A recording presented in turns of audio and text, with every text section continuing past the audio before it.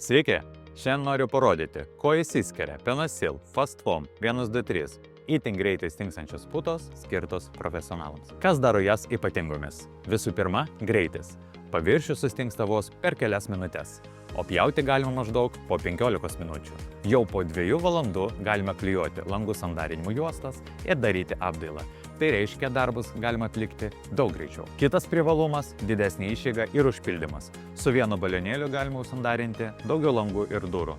Meistrams nereikia dažnai keisti balionėlių. Dar viena svarbi savybė – žemas slėgis stingimo metu.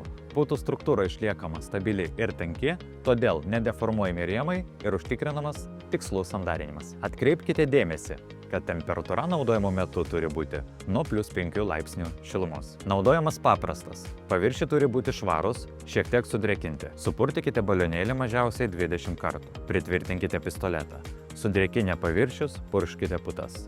Užpildykite maždaug 2/3 jungties. Jau po 2 valandų klijuokite langų sandarinimo juostas. Penosil Fast Foam 123 tai putos profesionalams, kurie vertina greitį, kokybę ir patikimumą.